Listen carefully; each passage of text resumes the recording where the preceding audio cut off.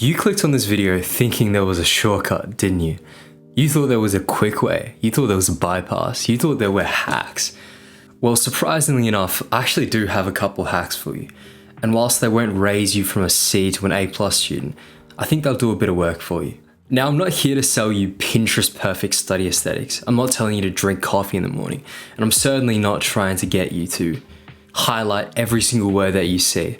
Everything you'll see in this video is going to be really basic, but also really applicable to your daily study habits. And I think it's going to help you a lot, even if you don't realize it at first. So let's just go ahead and hop into it. The very first hack I'm going to share with you guys is the reverse alarm strategy. And so I know a lot of you guys always schedule what time you're going to start studying, but a lot of you guys don't actually consider what time you're going to finish. You just say, I'm going to sit there and study for as long as I can. But that's really bad for you, and it can actually cause a bit of burnout. Let's say you say I'm going to start studying at 8 p.m. Then you set an alarm at 9 p.m. so that you're restricted to that 1 hour of work. And you might find that it actually makes you more efficient during that restricted time frame because you've given yourself less time to complete a certain task. That's the first hack. The second hack I've got for you guys is the ugly notes strategy. And so I know a lot of you guys, especially if you're a girl, I know during class you like to write these really pretty, really aesthetic notes. But the truth of the matter is, when you're in class, you simply don't have the speed, the time, or the processing power to write down everything that your teacher or your professor is saying. And so writing in a really neat manner can sometimes hinder your ability to transcribe what your teacher is telling you. Remember, your notes only need to be legible. They need to be legible to you. You've got to be able to read them and be like, okay, I can make out what word that is. But they don't have to be legible to anyone else. You're not making them for someone else. The ugly notes strategy is essentially in class, you write legible notes, but you write them a little bit ugly. You get all your thoughts onto the page. And once you go home, then you consolidate them and you can make them into those pretty revision flashcards or whatever you want to do. Third tip, reward yourself realistically. So I know after a huge studying session, let's say you do like 3 hours of studying, which is pretty extreme.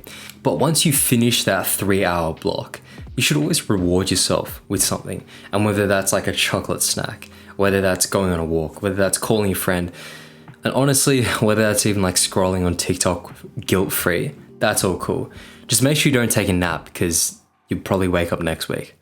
The fourth tip I've got for you guys is active procrastination. And you probably haven't heard that before, but I think I'm just going to coin that term anyways.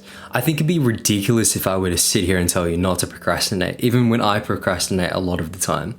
So something that you can do is, instead of going on your phone or instead of watching like a terrible TV show, during procrastination time, instead of writing an essay, for example, use that time to clean up your desk. Use that time to patch up your notes. Use that time to organize your study space. Because look, if you're going to procrastinate, at least do it productively.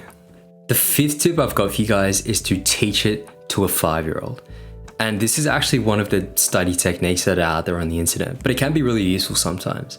Let's say you break really complex things down into smaller, more digestible blocks. And you don't necessarily have to use toddler language, but you can really break it down into a way that, let's say, a beginner adult would be able to understand that. This is a really great way not to only consolidate your own understanding, but the actual ability to teach someone something that you have learned means that you understand it on a whole different level, and that's going to set you in a whole different ballpark compared to other people studying that subject. Essentially, if you can explain quantum physics to a teddy bear, you've got it.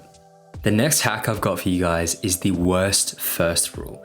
And so essentially that means you're going to tackle the task that is the most important, the task that is the hardest, or the assignment or test that is most urgent to you first.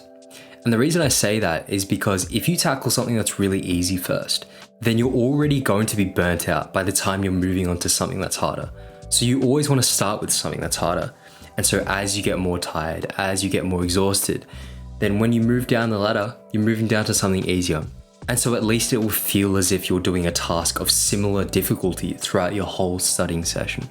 I have a feeling you guys know that that's something you should be doing, but let this be a sign that you've got to do it. All right, the next thing I've got for you guys is a chaotic use of the Pomodoro technique. And you might have heard of it. So normally the Pomodoro thing is 25 minutes of studying, 5 minutes of breaks, repeat the cycle. But I know that this sometimes doesn't work all the time. And especially if you have subjects which are harder, you can't only study for 25 minutes because you'll lose your momentum. So let's say you're studying something pretty hard. Start with an hour and then have a 10-minute break. But then switch it up a little bit. Let's say the next time you study for 20 minutes and you have a 10-minute break. And then let's say the next time you study for 45 minutes and you have a 20-minute break. Use this chaotic, really unstructured approach. And I think it'll train your brain to think that this is a new experience. It'll make it more exciting. And it won't be like oh God, my 5 minutes is finally up. And you spent 25 minutes doing absolutely nothing. And you know, during these 10-minute breaks or whatever, sometimes a break is just lying down, face down on the floor. And that's okay. The 8th hack is the fake deadline trick.